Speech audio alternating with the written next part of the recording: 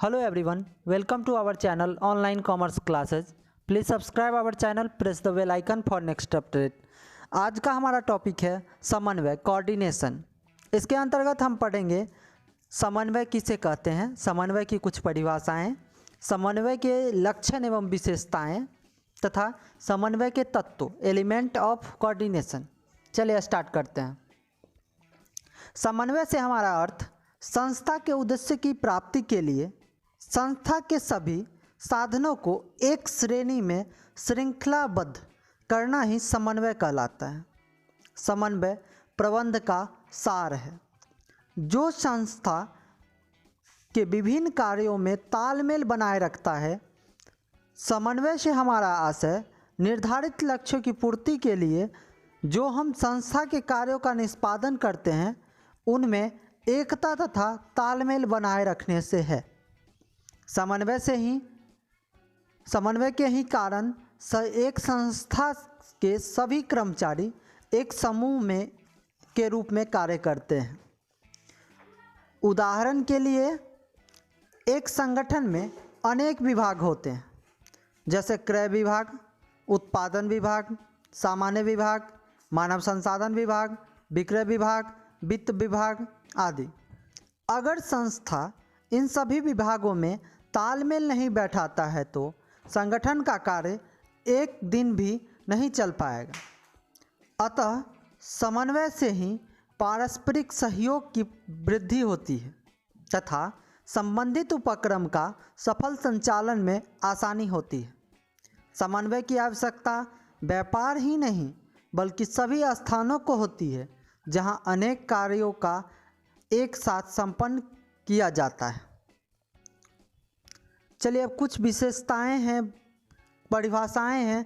अगर आप एग्जाम में परिभाषा लिख के आते हैं तो उसका अच्छा इम्पैक्ट कॉपी चेक करने वालों पर पड़ता है जिससे कि आपको अच्छा मार्क्स मिल जाता है। समन्वय किसी उपक्रम द्वारा निर्धारित लक्ष्यों की प्राप्ति के लिए की जाने वाली विभिन्न क्रियाओं में सामंजस्य एवं एकता स्थापित करने की प्रक्रिया है। यह प्रबंध का केवल एक कार्य ही मात्र ही नहीं अपितु सार भी है।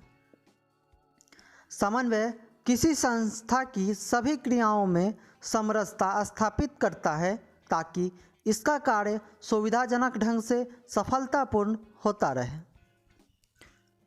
अब कुछ विशेषताएं हैं जैसे कि पहला विशेषता है सतत प्रक्रिया। समन्वय जो है एक सतत प्रक्रिया है जो क्या होती है, सदैव चलती रहती है। दूसरा है प्रबंधकों का प्राथमिक कार्य। समन्वय स्थापित करने का उच्च प्रबंधकों का प्राथमिक कार्य होता है। संस्था में समन्वय उच्च प्रबंधक द्वारा स्थापित की जाती है। तीसरा संस्था के लक्ष्यों को प्राप्त करने में सहायक। संस्था के लक्ष्यों को प्राप्त करने में संस्था के विभिन्न जो विभाग होते हैं उनमें समन्वय स्थापित कर हम संस्था के लक्ष्यों को प्राप्त कर सकते हैं। प्रबंध का अभिन्न अंग। चूँकि समन्वय जो है प्रबंध का एक कार्य भी है इसलिए यह प्रबंध का अभिन्न अंग है।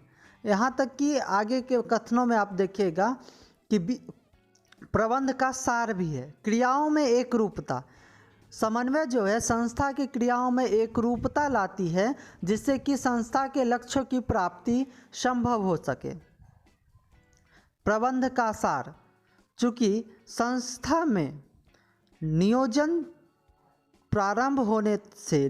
करना प्रारंभ जब होता है उसी समय से संस्था में समन्वय का सहायता लिया जाता है जिससे कि संस्था की जो उद्देश्य हो उसको पूर्ण करने में सही योजना का निर्माण किया जा सके। इसलिए हम समन्वय को प्रबंध का सार कहते हैं।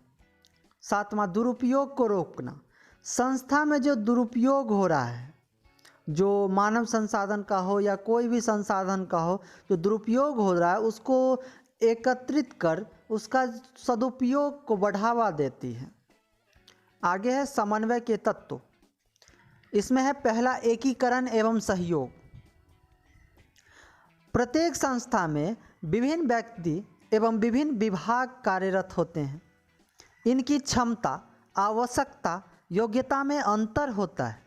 समन्वय इनमें पारस्परिक तालमेल एवं सहयोग स्थापित करता है ताकि संस्था के निर्धारित उद्देश्यों एवं लक्ष्य को प्राप्त किया जा सके। दूसरा है संतुलन। संस्था में काम करने वाले विभिन्न व्यक्तियों एवं विभागों में प्रभावी संतुलन स्थापित करना समन्वय का ही कार्य होता है।